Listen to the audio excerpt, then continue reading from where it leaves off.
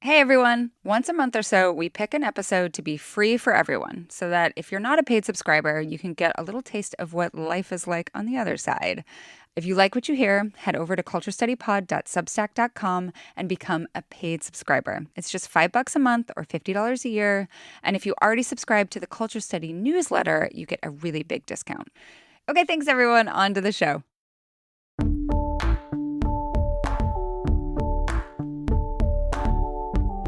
This is the Culture Study Podcast, and I'm Anne Helen Peterson. I'm Phil Maciak. I am the TV critic at the New Republic. I teach at Washington University in St. Louis, and I'm working on a book about the history of dad culture. And you're a dad. And I'm a dad, yeah. And you're teaching a class about dad culture. And I'm teaching a class called Dad Culture Studies. I mean, I am so excited for this. Like, you came up with the idea, but it intersects with so many of my interests. Like, do you remember Dad Magazine from the Toast? I do. I was actually looking through it recently. Yeah. Like, I mean, Dad Magazine, like this. So Dad Magazine was a feature on the Toast that was actually just like a fake magazine cover. Yeah. And we'll put a link to it. And it was fantastic because it featured all different types of dads. Like, you know, it was stock images of dads of different sizes, races, inclinations towards facial hair. But then all of the like sub-headlines, like the things that would be featured in the supposed dad magazine were what I think of as like very dad things. So can you tell me, like, just off the top of your head, I will supplement some components of this dad culture, this sort of dad culture? Sure. So, I mean, we'll get into this, I imagine, over the course of the episode, but part of my interest in this is that these very recognizable, like, icons and symbols of what we would call dad culture have a pretty long, or depending on what you expect, a pretty short history in American life that is tied to, lots of big changes in work life, home life, in gender equity and gender equality in the United States. I think that all ends up in what we have in front of us, which are these sort of like images of dadhood. So I think like grilling is one. I had my students brainstorm this too with me a couple of weeks ago. But cargo shorts, cargo pants in general, just the wearing ability for shorts pants to have all the time. Shorts in general, shorts in inappropriate weather. I think my favorite is the dad hat because I think that it's a really rich text that says a lot about what people mean when they say dad culture or when they say dad. It's an unstructured hat. It's flexible. Oftentimes you buy them and they're like pre-worn or like they're run through that process of turning them so they look a little vintage. They look old, right? They're like made of fabric. They're made of fabric. Yeah. Like not like nylon. No. So like a Major League Baseball player wears a hat that is structured. It has like this hardened plastic netting in the front and it's like got a shape and it keeps that shape. And the dad hat is a hat that looks like it used to have a shape, but has been like over time, it has been broken down, right? It's less structured, less like stiff than it used to be, but it's kind of better for that. Right? It's like more comfortable. It's more wearable.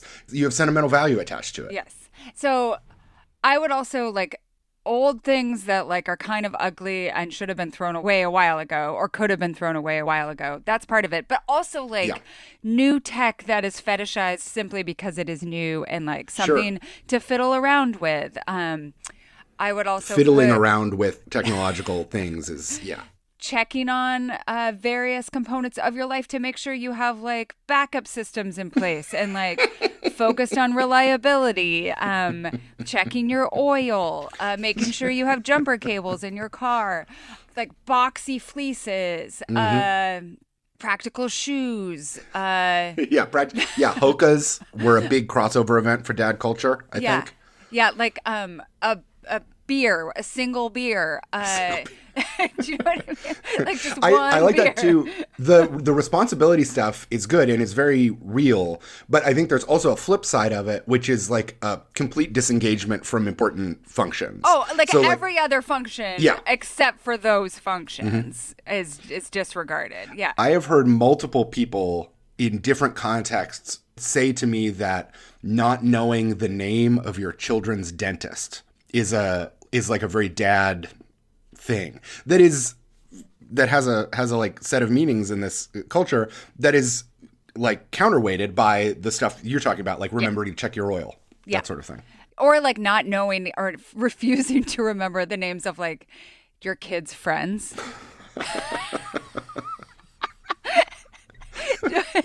Do you know what I mean?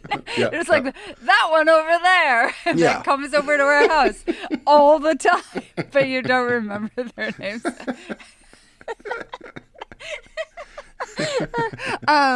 Like old glasses, having one mug that they always drink from. Dad jokes, right? Are jokes that are corny. Mm-hmm. It's kind of I've written this elsewhere, but I think it's being embarrassing, but being unembarrassed about that. Yeah, for sure. Like as an attitude. We did a live event of Dad Magazine back in the day, and my dad presentation was about my own dad's obsession with Glacier National Park and like how he reposts Facebook content of like other people in Glacier National Park. He like, when it comes up in his memories, he'll like repost it and be like, gotta love it. Like, like just saying gotta love it, like stuff like that. Dad music, dad rock. Yeah. And I like, unsettling text etiquette. All caps texts. Yes. And, you know, I think we'll get into this in our discussion, but like some of this, we're talking specifically about like boomer dads. Yeah. Right. But some of those behaviors have filtered down into the next generations of dads. But I think a lot of what we specifically as millennials are referring to is like our dad's generation. You know, like I don't think of like the things that my granddad did as like part of dad culture, like smoking 6-pack of cigarettes. And like just gin. Yeah, like, that's a different culture. That's granddad culture. Granddad culture. Retiring at age 55 with a full pension. It's like granddad culture. Financial stability. Financial stability is greatest generation culture. And boomer culture has some components of that, right? Yes. Like dad culture is working a lot. Like these dads work a lot, and may have had periods of workaholism, but are now at a point where there isn't a component of leisure, if not total retirement. Yes.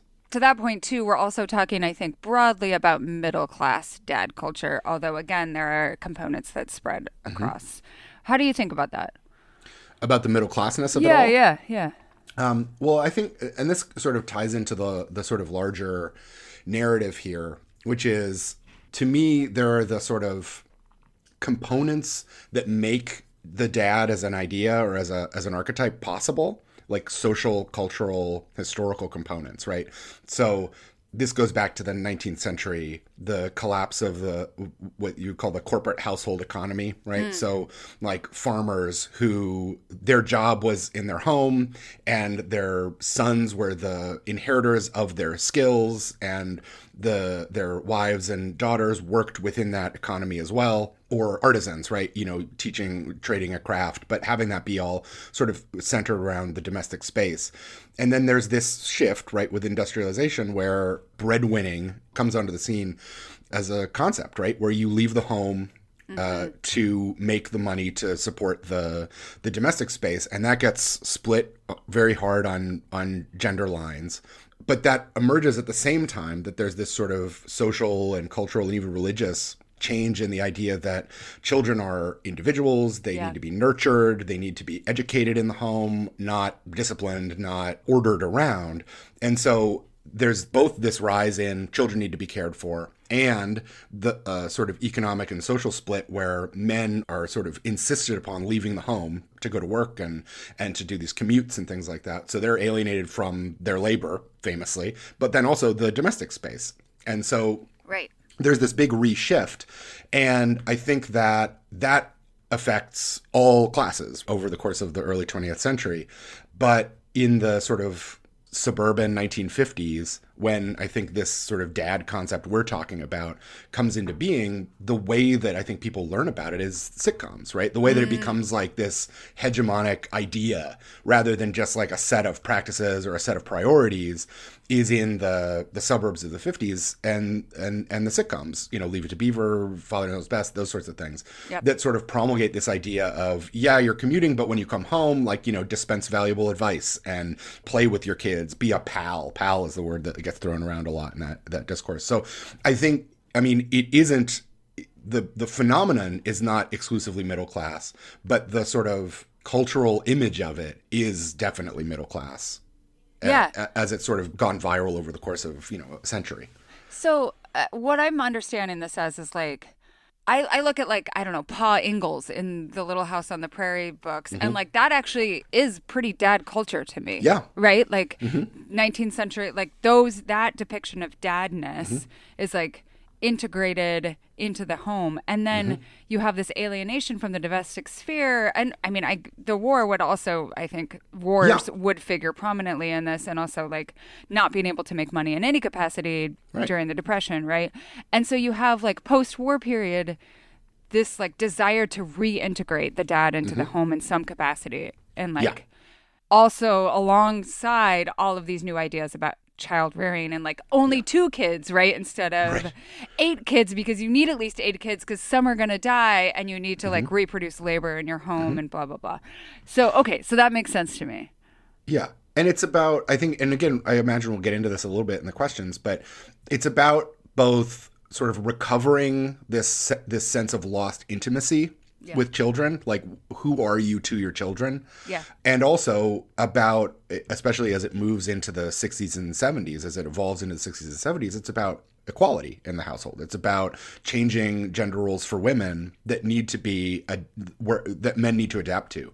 And so the figure of the dad, even as it very often is this like, we greet it as this like conservative figure maybe, or this like very starched figure, is also this figure of like adaptation and social evolution, kind of, to say you need to start picking up more of the sort of responsibility for child rearing and care. Yeah. I also think of like one of our favorite bad dads, Don Draper, and like how he's like such a bad dad in the beginning, and then he has to like figure out, okay, like what is my relationship to my kids, if any.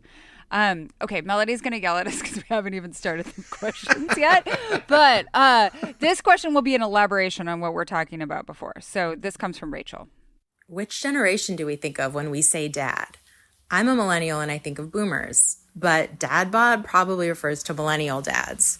And if a 20-year-old TikTok influencer talks about dads as a cultural reference, which stereotypical dad are they envisioning?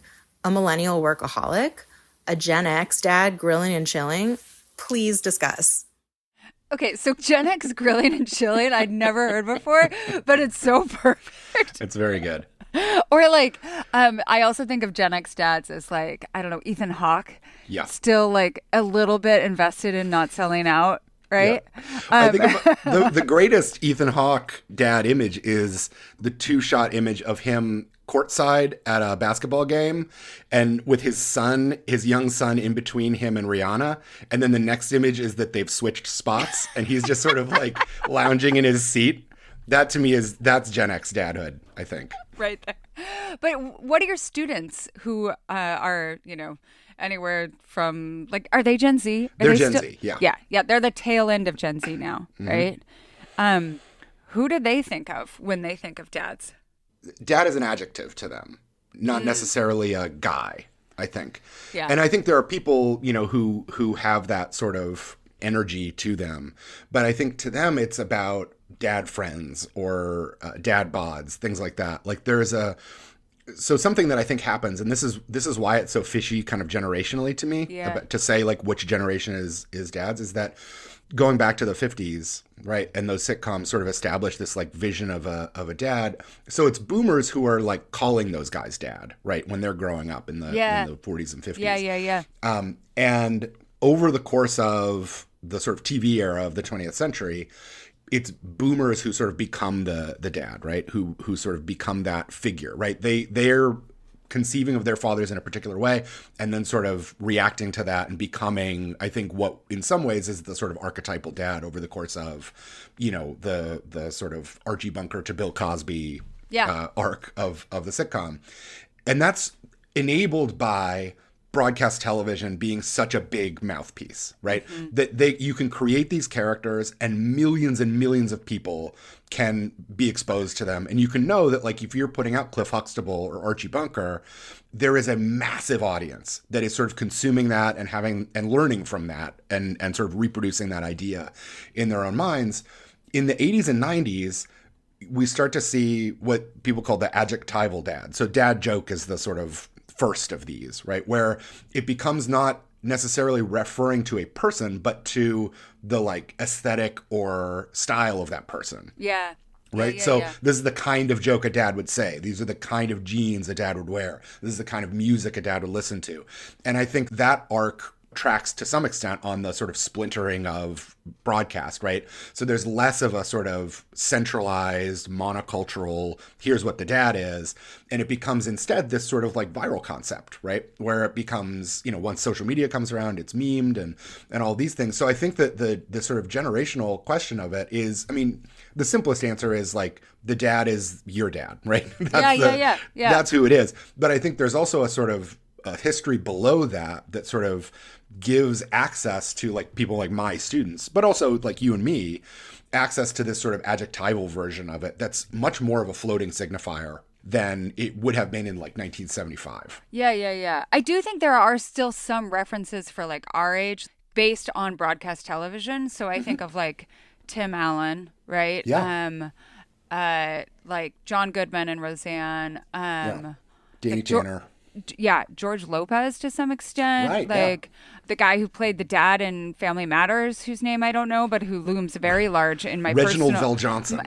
My personal pantheon of dads. Yeah. And so there's still like a little bit of that signifier left. Mm-hmm. But Uncle Phil too, I think, despite being nominally an uncle. Yeah, for sure. And like hot not Danny Tanner, Uncle Jesse. Uncle really Jesse. Revealing something about your reception of Full House. No. The hot one, Danny Tanner.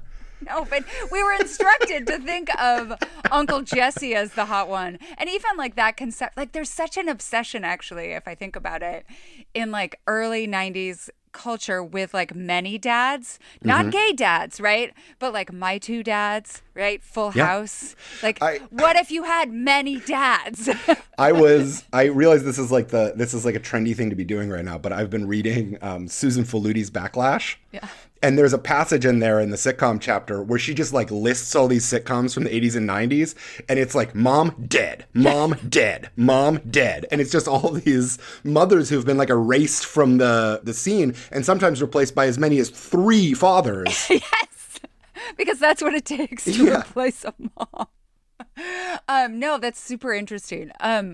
Okay, so we've got that. This is how we're thinking about it, like in terms of like fractured. I do think though that there are some like millennial dads who they think of as dad, right? Mm-hmm. So like, or younger generations too. The other day I was super surprised to learn that Jennifer Garner, I was like, is Jennifer Garner still like a big movie star to people? Like, do younger generations think Jennifer Garner's cool? And my friend who works in comms and marketing was like, Jennifer Garner is like all that generation, they think of her as like the mom because she has played the mom in so many movies that like her primary signifier now is not as Ben Affleck's ex-wife. It's not as like, what was the show she was in? Alias. Like, it's not like hot sci-fi person. It's like mom to rule all moms. From Yes Day. Mom from Yes Day. Yes. So, and I wonder if like someone like Matt Damon even signifies that way. Right. I guess we just need to ask some like 13-year-olds, like, who's the we dad? need to get younger people on the show. more 13-year-olds. Okay. Our next question is more about who we're talking about when we're talking about dads. This comes from Jackie. Growing up, pop culture depictions of the stereotypical American dad, a beer-bellied guy in a baseball hat who is obsessed with football in the Home Depot, always struck me as intensely bizarre because my own dad, an immigrant who liked to drink wine, watch soccer, and was given the only walk-in closet in our house because his wardrobe was unquestionably fancier than my mom's, was nothing like that. How much of dad culture as it's discussed in America is really just middle-class white guy culture? And why have the cultural signifiers of that group dominated over all the other types of dads out there? So we've kind of talked about this already, but at the same time, I do think it's worth thinking about like why bare-bellied Home Depot dad is so hegemonic. Like, what is the purpose of it remaining this overarching like understanding of dad masculinity? Yeah, I mean, I think the answer to this is like the predictable reasons, of why any white middle class thing becomes the sort of hegemonic version of it in American popular culture. I will say, I think that there are a lot of, especially in like meme culture and like internet niches, I see and interact with a lot of like very specific memes about what dads are like within specific subgroup, right? Specific immigrant community, specific like racial context. And so I think that there is part of the sort of long tail of that like adjectival dad, that like splintering in the 80s and 90s, is that there's like all sorts of little dad pockets, right? Yeah. So people can sort of adhere to one or the other. And I think we see that, I think about a show like Fresh Off the Boat, the Eddie Huang sort of adaptation.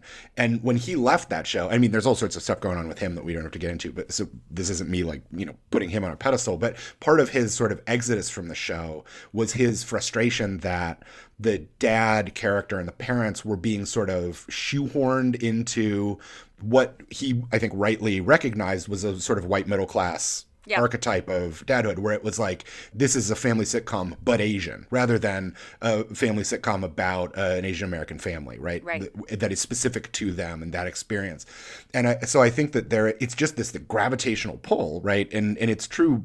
It's not, this isn't just about dad culture. It's about all culture, that we live in a period of time when, on one hand, there's this greater accessibility of these like niche spaces and ability to talk to other people who share your experience about like archetypes that exist within that culture, community, ethnicity, race, etc.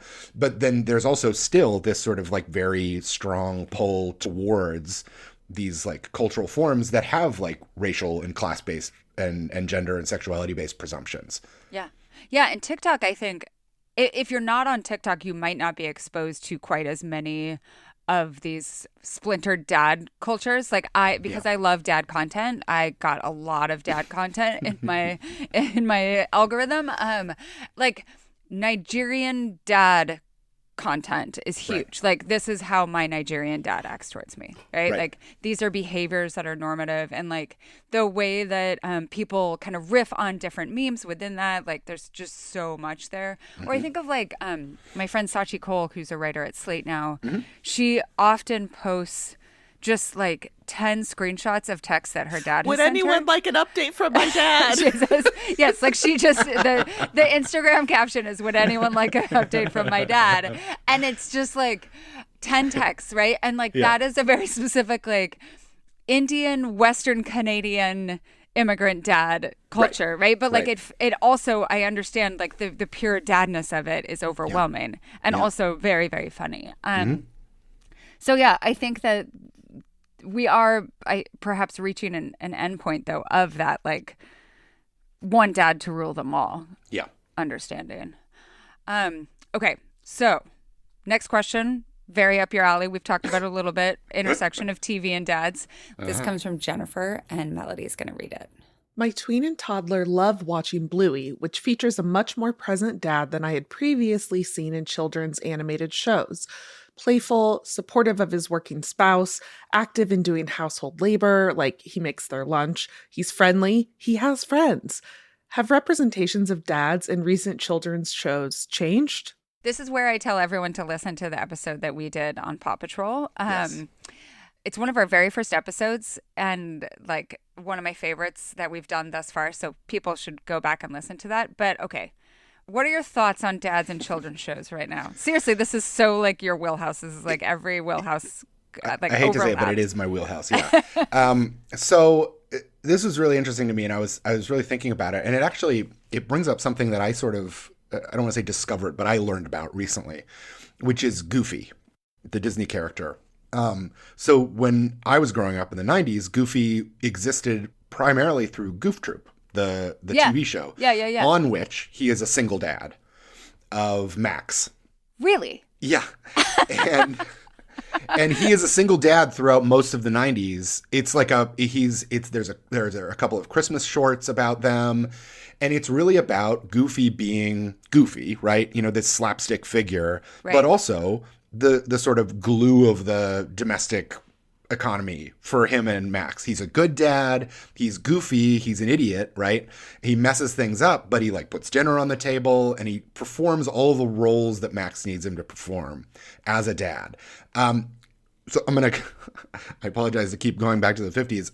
This is the thing I learned is that, so in the early Disney days, Goofy was just basically like a minstrel character. That's what I thought. Yeah, that's my memory of Goofy. Yes. And just like, you know, he was friends with Mickey and Donald, they got into misadventures, and he was this like vaudeville, you know, caricature. And in 1951, Disney and a couple of other, you know, people within the company decided that they needed to create a like everyman suburban character. And so they took Goofy, they gave him a makeover. You can watch these shorts online. They gave him a makeover. They took away his buck teeth. They gave him a clean shave. They made him look kind of more humanoid than we're used to. Yeah. They renamed him George Geef, and they made him a new father in the 1950s suburbs. There are shorts about him commuting to work, at his office, coming home, like distributing cigars in the hospital, like cleaning up nappies and stuff, and he's this like satire of contemporary fatherhood, right? The like feminization of fatherhood that was up for critique in the 50s. Goofy is like this character who does that. So I never thought about him as like a dad, but he absolutely is and has been since like my dad was born. That's like his archetype is father. Wow. Modern father. Right. So Goof Troop then I think is like for millennials, the sort of generational present dad cartoon. I also think Dad Tiger on Daniel Tiger's Neighborhood is an example of this. But again, also, you know, Daniel Tiger's Neighborhood comes out of the Fred Rogers production company, and their goal is to sort of produce positive social reflections, right? To produce a family that like works well and communicates with each other. And so, you know, Dad Tiger being a big part of that, I think is somewhat of a forerunner to Bandit on Bluey. But I mean, Bandit's like the big thing, but I think he's got there's a little bit of lead time prior to Bandit Healer, just in terms of creating the like space for a like really present and actively involved dad in children's cartoons. Yeah. Do you have any critiques of Bandit as dad? I guess. I mean, the sort of like jokey critique is he's like too involved. He's too willing to play. I don't have that big of a critique of Bandit. I think it's a pretty good thing to have. I think it's better for kids to want and expect their dads to be that involved in their lives than to not, you know? Yeah. I will say, we've talked about this a lot, but the finale or like quasi finale of the show, spoiler alert to those who aren't listening, was this big ballyhooed event for children over the last fall. And, it's about Bandit gets a job somewhere else and they decide they're going to move. And so they put the house for sale and they get ready to move. And then and it's like all through the episode, you're watching it thinking, oh, wow, what a useful episode of television for parents who have to move, who have to like teach their kids. It's okay to move. It's okay to imagine being in a new place, to make new friends, start a new school. And then at the end of the episode, he's like, I can't do it. We're staying. And then it's like the whole thing is ruined. Like there's all of this generation of kids are like, well, we never have to move because why would you ever move?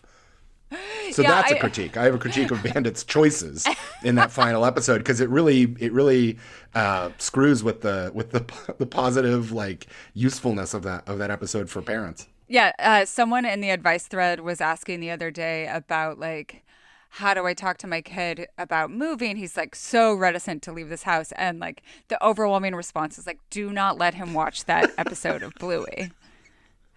It's like a crime. Like, what are they doing? Why would they do that? There should be like an alternate cut with like an alternate ending. You can watch the stay in your house cut, or you can watch the actually move cut. Okay, so now we're going to do something I'm very excited about. We're going to queer the dad. All right. First up, this question comes from Hannah. I'm a non-gestational lesbian mom, so my wife carried both of our kids.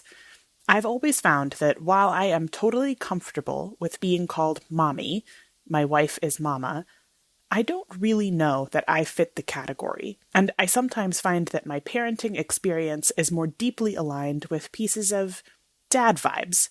Cutting the umbilical cord, roughhousing with the kids, allowing them to eat a multi-course meal at the Costco food court. But, of course, so much dad rhetoric is so weird and laden with bizarro masculinity that I don't find real identity or community there.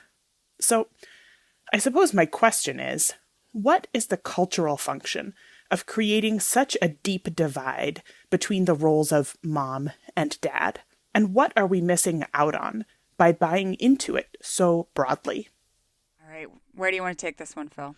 Well, this is a great question. It's a terrific question. And I think that it has a couple of answers. So one of them is that dad culture, as I sort of perceive it, is just kind of an available set of gender expressions. Right. And anybody can use them. You can wear a dad hat, you can grill, you can embody that particular archetype as a part of the way you express your gender, regardless of what that is. And so I think that that's one answer. I think another answer, and this is geared towards the question of what's the cultural function of the deep divide. And I think, so at this point, like right now, I don't know that there's a super important cultural function for it. Like it's just, it is now. It like exists and it's available, right? As a mode of being.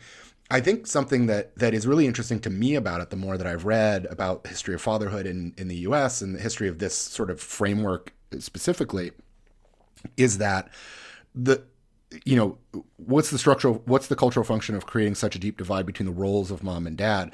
I think if you look back to the like 60s and 70s, the cultural function was to soften the divide between those roles, right? It wasn't about saying the dads are dads and the moms are moms. It was a reaction to like 100 years of gender division of labor in which the mothers stayed at home and cared for the children, and the fathers were the male breadwinners who left for work and didn't have really any intimate relationship with their families when they came home.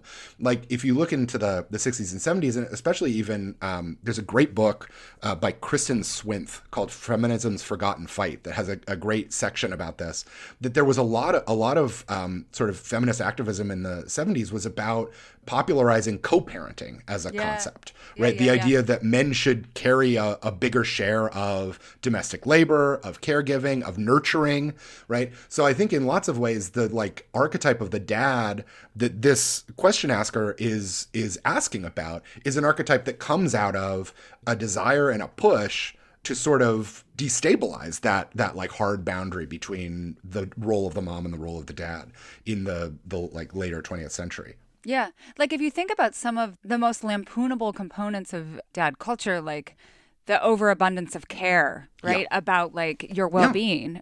Just want to make sure you have this thing. Like all of that is like also potential fodder as like a feminized component of masculinity, right? Yeah, absolutely. Yeah. Absolutely. And I think at certain points in time, there are backlashes to this, right? There are like traditional, masculinist backlashes, like Phyllis Schlafly pushing like the male breadwinner back into the fore and all of that stuff. So I think it's easy to sort of allow that stuff, those sort of like conservative backlashes to this, to characterize it for us, for us to imagine that like, when we think about somebody saying that the dad is a feminized role, to think about that as like a criticism of it, right? Rather than a like rebalancing of labor within the household. Totally. Okay, next question builds on this a little bit too. So this comes from Caitlin. Does or how does queerness queer the idea of dadhood? I am the dad friend in multiple friend groups, and my role is understood to be one of providing physical support, expertise, and reliable emotional accessibility, which seems to fly in the face of a heteronormative dad role. Is this because we're almost all queer? Is it because we're almost all child-free? Is it because we're almost all young Gen X, millennial, old Gen Z? I love being this kind of dad, but I'm wondering how we ended up here and if this version of dadhood is unique to us and me. This is so interesting because I think a lot of times in like a group of women, there is someone who's thought of as like the mom, right? Like the cruise director, right? Like who's taking on that role. But then there's also definitely people in my friend group who I think of more as like the dad. So what does this make you think of? Well, so it was making me think of in the first week of the dad culture class, one of my students brought up dad friend as a phrase, but defined it kind of the opposite of this, as specifically the unreliable friend, right? The friend who is like up for whatever, but needs to get a reminder from the mom friend, or is going to forget that it's time to do the thing, or is going to like, think on accident about something. And so, I mean, we talked about this already, but like there's a wide spectrum of like how people use this term and what they use it to mean. And this makes complete sense to me, right? This like ideal of competence, expertise paired with emotionality and availability and all that stuff. I think, and this goes back to the last question to some extent or another. I think there's like, these usages, like this usage of dad friend, is like a reparative version of that, right? Like this person is like creating a positive role within their friend group and using, again, the like available gender expressions of this culture to like frame and articulate that. And I think that's really great. There is a version of the dad that is hardline and inaccessible and that sort of thing. But like, even if you think about like popular conservative dads, like Tim Allen on Home Improvement from when we were growing up, he's like grunting and stuff.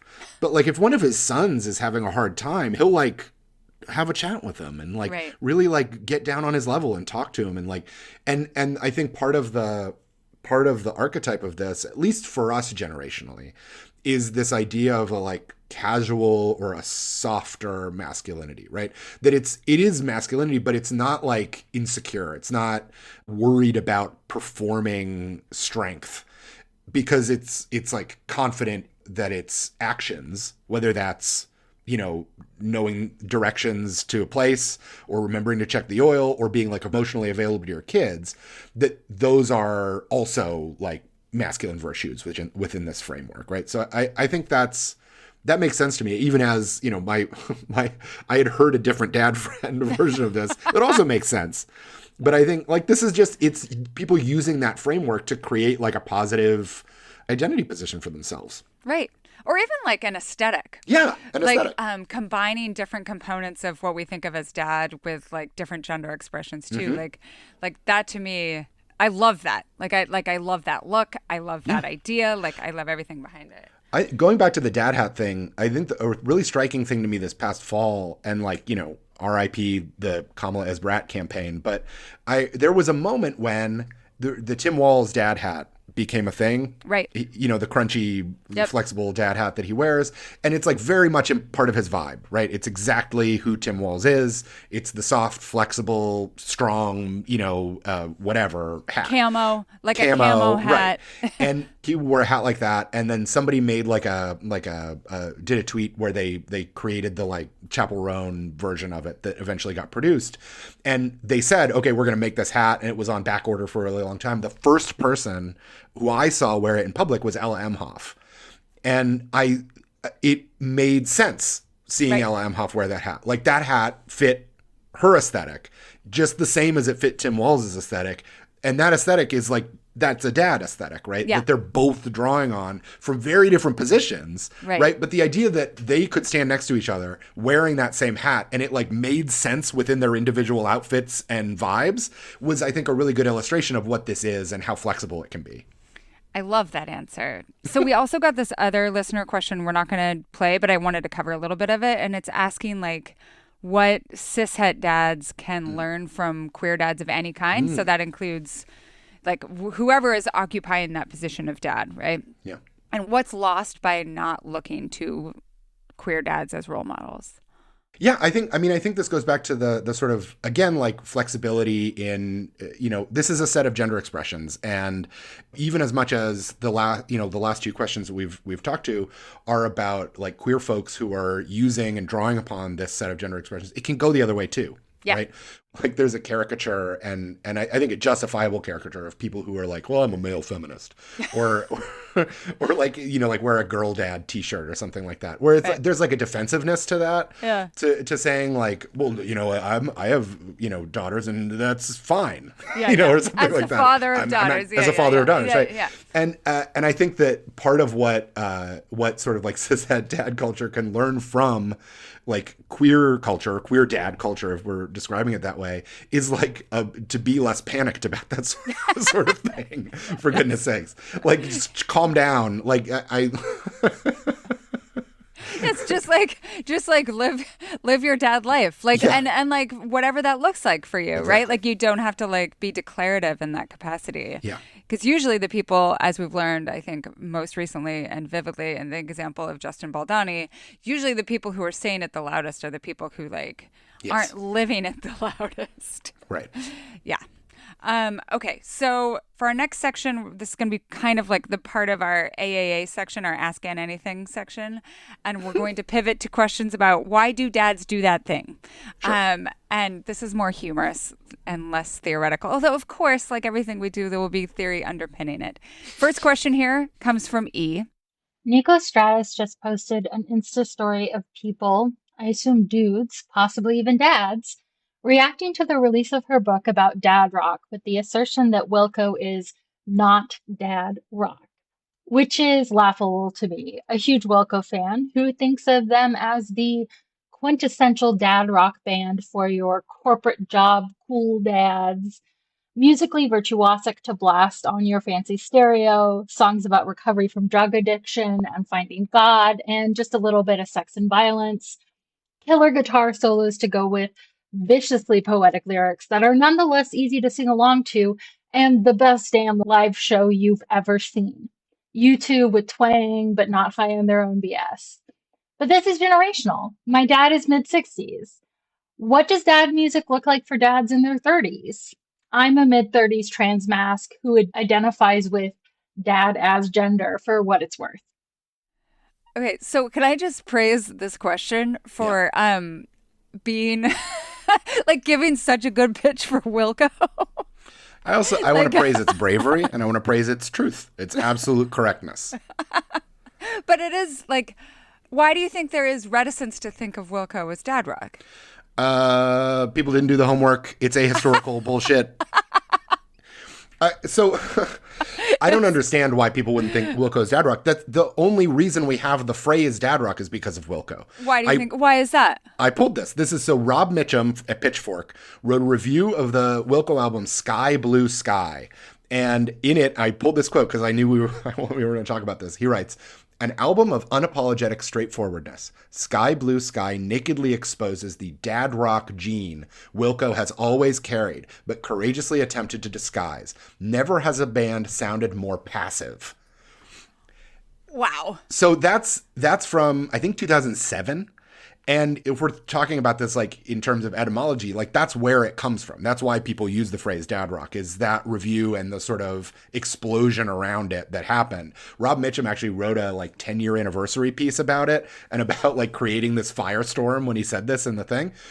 So I think there's two things. One hand is this, the, like, lineage of this review putting this phrase into the mainstream discourse. And to that extent, what it describes is a kind of band. A band that used to be experimental, avant-garde, hard-edged, and has settled into like more, he uses the word passive, unapologetic, straightforward sort of mode, right? They're not as edgy as they used to be. They're not as like cool as they used to be. They're figuring out a way to like be 40 years old and rock musicians is basically the archetype there. But since then, I think there are lots of bands that you could describe bands of all sorts that do this, right? Where they become like a sort of, I think the National is a band that probably fits in this mold. Where it's like they just slip into this different sort of stage of life, right? So it's about aging. It's about becoming an older rock star and what's that look like, right? Rolling Stones don't become dad rock because they're constantly trying to pretend that they're young, right? You see Mick Jagger doing his little moves in his thing or whatever.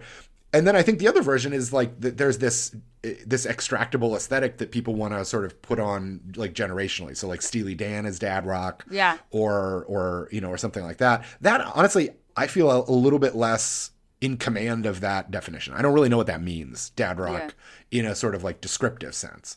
But I think the idea of it describing a moment in the career of a rock band especially is really evocative, and I think true still to me. Even if I like that music, I like that album. But like that's what it is. It's like it's a softening, it's a slowing. A reckoning. I think that like Fish is dad rock now, right? Yes. Which is something that like I think a lot of people would resist, but at the same time it like intersects with that understanding. The other things that I would say is like obscenity, right? You know, when you see it, like dad rock is who you see coming out of the concert. So like I went and saw the National in Vancouver this past fall, and like who did I see? Dads, and specifically sad dads, right? Sad dads. Very sad dads. But then there was also, I saw a conversation in one of the threads earlier this year about like someone's kid who just loves the National, and like how at the concert all of these sad dads came up to her and were like so excited that she was so into it. And to me, that's like, that is also dad rock, right? Like having a lot of dads who come up to a young girl at a concert to be like, wow, it's so cool that you're here. And dad rock is also, as we've like, this is kind of coming full circle, dad rock is what your dad listened to. So like my dad, like quintessential dad rock to me, and like I have a playlist of dad rock, is The Cars, Dire Straits, right? But it's also Annie Lennox. Like that to me is dad rock. Like dads were really into Annie Lennox. Bonnie Raitt is dad rock, right? Like there's some things that are difficult to explain. Sade is dad rock. It's very true. It's like you're looking at the like tape drawer in the kitchen in my home when I was growing up. Yes, I am. The Phil Collins is in there. Yes. But the interesting like wrinkle to this to me right now, and I've seen people talk about this, is MJ Lenderman, who is a kid, a small baby, who produces what is definitionally dad rock. Like there's you know when you see it, absolutely, with MJ Lenderman, but he's like a small bean of a little boy, and he's producing this music, and it's like, what is happening? Is there, because he's channeling this like this like early 70s Neil Young aesthetic. Well, yeah, he's like interpolating it, right? Or like, and I think like War on Drugs, like there's some component of that too, right? You're like, this is Rod Stewart, like manifest in this guy's body. But it sounds like Rod Stewart. Okay, next question. We have to talk about shorts dads. This one comes from Ruth. Are shorts dads a thing in the US? By that I mean dads who wear shorts all year round. They seem to be everywhere in Ireland. Would love to hear your take on them if they do. To me, it always feels quite performative, but I'm not sure exactly what they're performing. Oh my gosh, I have so many thoughts on this. Shorts dads are such a thing. They are such a thing here in the West in particular, I think. Like in the South, I get it. Like it's actually warm enough to wear shorts most of the year. But in the West, like there were so many kids too in my junior high who would wear shorts all year round. And I was just having a chat with like some other moms about their sons who are very resistant to putting on pants in the 30-degree weather. So, but I also don't think it's performative. No. I would love to hear your thoughts. I mean, I have to say, I'm a scholar and a critic and a thinker and a philosopher and a clear physicist. So I can imagine all sorts of things. I cannot imagine being a shorts dad. It's just impossible for me to conceive of it. If anything, I'm a pants dad. I can't. I don't like wearing shorts. It has to get so hot for me to be comfortable to like consent to wear shorts. And you used to live. Did you wear shorts in Louisiana? Well, I was a younger man then, and I wasn't a dad yet. But I guess I did wear shorts in Louisiana. But but like if I have to, like when it gets to 105 degrees here, I'll put on some shorts. But like I will keep the long pants until a very, very close to like heat stroke level of problem. I'll even like cuff up a pair of long pants, like so that there's like I've got like 6 inches of ankle. So shorts dad, I mean, I don't have a lot to say about it, I guess, but it is, observably a phenomenon.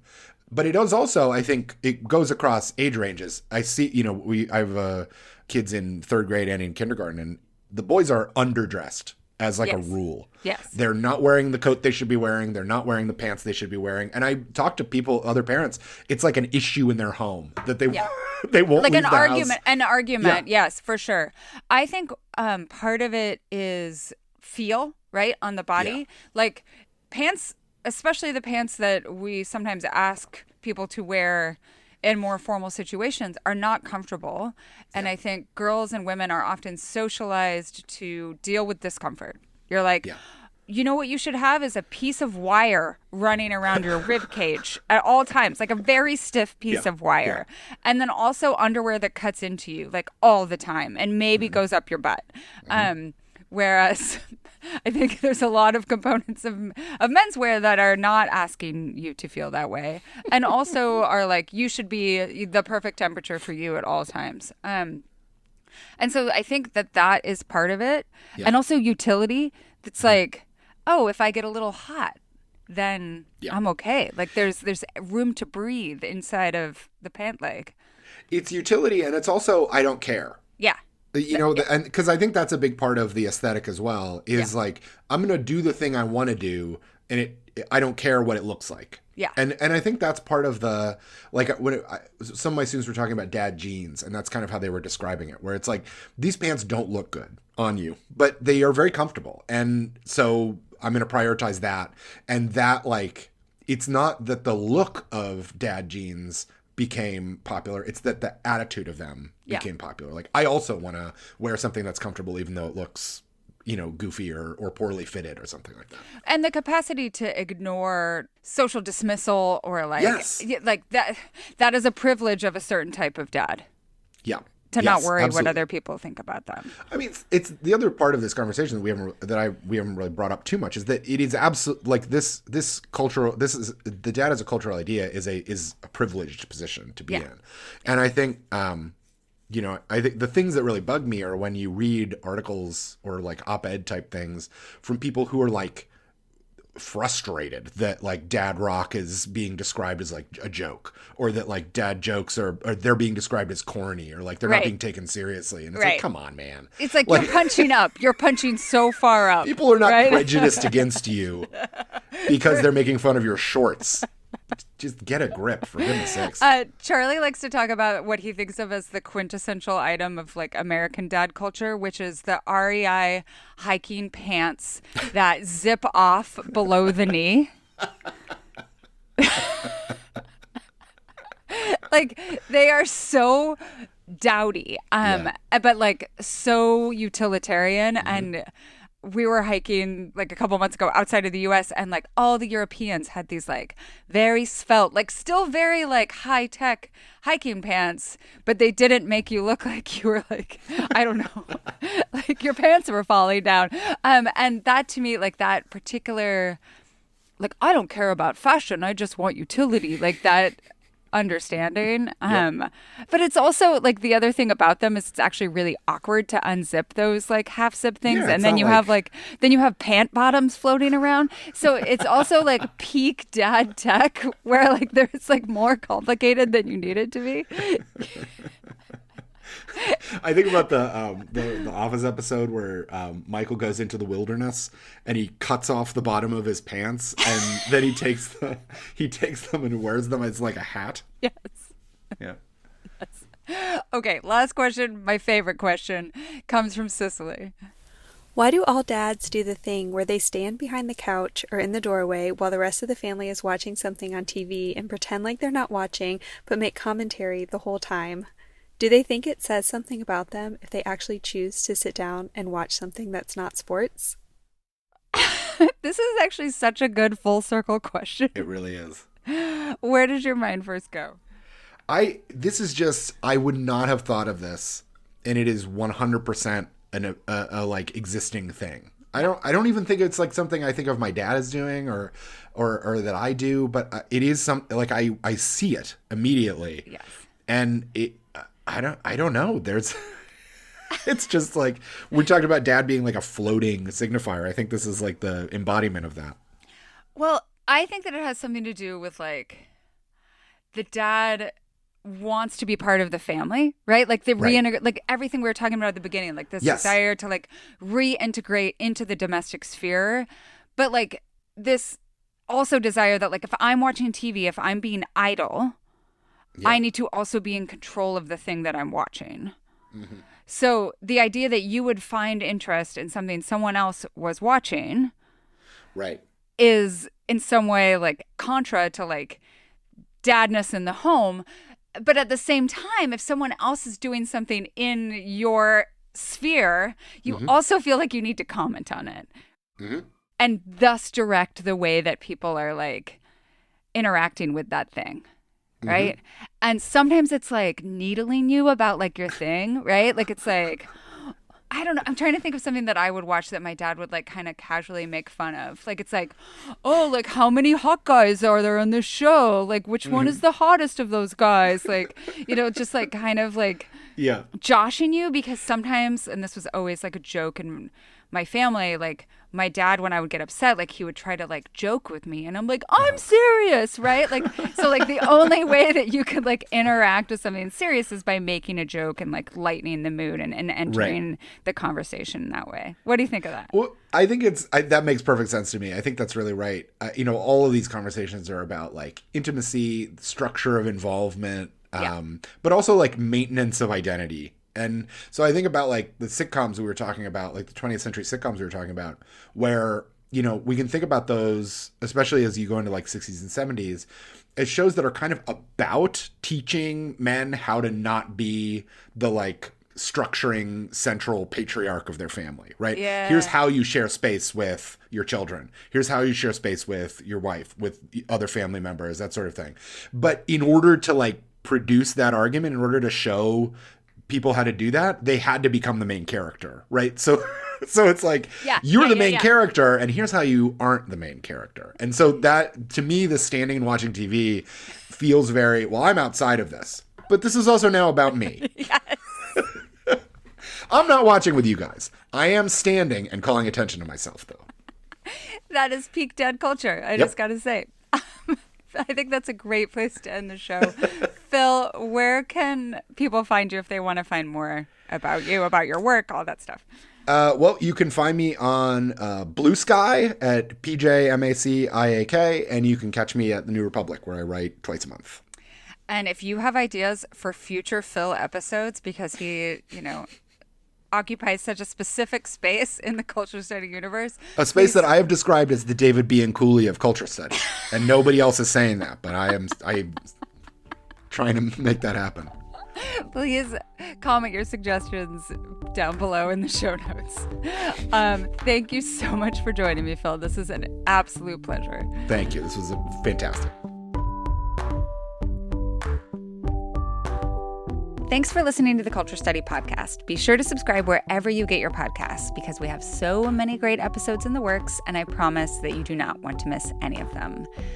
We're working on episodes about historical romance, how cookbooks get made, all things fan fiction, cleaning culture, and the idea of spiritual care, however you want to think about that, for people who are not religious. If you want to suggest a topic, ask a question about the culture that surrounds you, or submit a question for our subscriber-only advice time segment, go to our Google form at tinyurl.com/culturestudypod, or check the show notes for a link. Today's episode is free for everyone, so if you like what you hear and if you want to support the show, head to culturestudypod.substack.com. It's $5 a month or $50 a year, and you'll get ad-free episodes, the Ask Ann Anything segment, weekly discussion threads for each episode, and a link to a special Google form so that your questions go to the front of the line. And if you're a paid subscriber, head over to the discussion thread and keep the discussion going. For today's discussion, what's peak dad to you? Or we could talk about what's the most dad thing about you. Or we could take it in any direction you want. I can't wait to have this discussion. The Culture Study Podcast is produced by me, Anne Helen Peterson, and Melody Rowell. Our music is by Poddington Bear. You can find me on Instagram at Anne Helen Peterson, Melody at Melodious47, and the show at Culture Study Pod. Thanks so much for your support.